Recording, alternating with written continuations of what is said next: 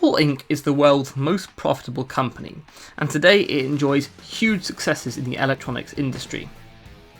This, however, was not always the case. In the mid to late 1990s, the company was losing large amounts of money quarter on quarter, and many thought Apple would soon be gone. Many people today credit Steve Jobs and Jonathan Ive for keeping the company afloat at the turn of the millennium. What's not talked about is one of the main things that led Apple into financial issues in the first place. This is the story of how one decision almost killed Apple, and then saved it.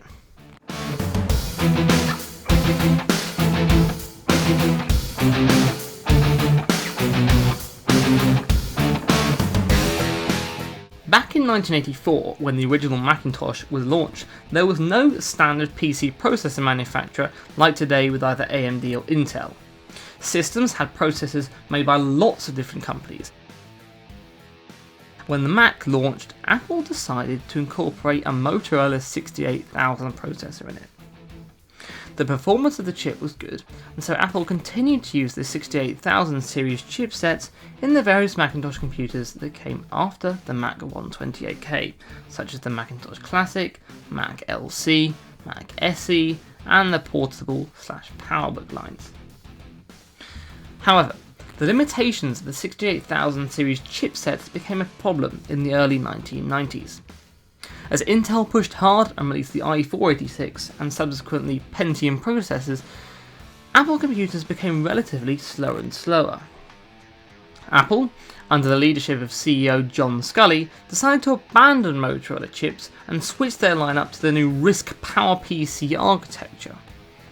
This decision was great at the time, with the Power Macintosh series selling 1 million units in just 5 months. However, in the medium term, switching to PowerPC instead of Intel was a costly mistake. As Intel chips became more and more common, their price fell and fell. The falling cost of components made IBM PC compatibles cheaper and greatly accelerated their adoption over Macintosh systems that remained fairly expensive. John Sculley himself said, "That's probably one of the biggest mistakes I've ever made, not going to the Intel platform," and it was one of the key reasons that led to him being ousted from Apple. However, along with macOS X, the PowerPC processors that shipped in every Mac gave the platform more power than competing Intel or AMD computers.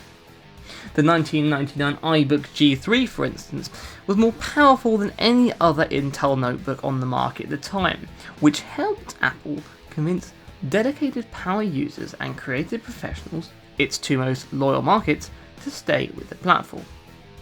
In 2001, Apple shipped its first computer with the PowerPC G4 chip, which is more powerful than the equivalent Pentium 3 and Pentium 4 at the time.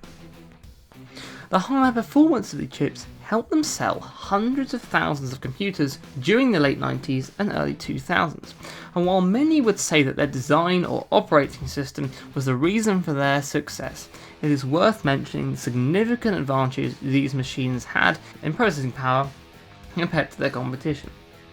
If Macintosh computers had used Intel chips at this time, this would have not been the case. So although John Sculley stated that this was a terrible decision, it may have been a key feature that led to the recovery and success of the company after Steve Jobs joined in 1997. While Apple eventually dropped the PowerPC chips for Intel processors in 2005 due to power consumption issues, those early Macs will continue to have a reputation for being reliable and fast compared to their PC counterparts at the time, all thanks to the PowerPC chip inside. So what do you think about Apple's transition to PowerPC compared to the Intel platform? Did you buy or have you owned a PowerPC Macintosh? And if so, what do you think about it? Thanks for watching, leave a comment below, and hopefully that was a bit of TechKnowledge.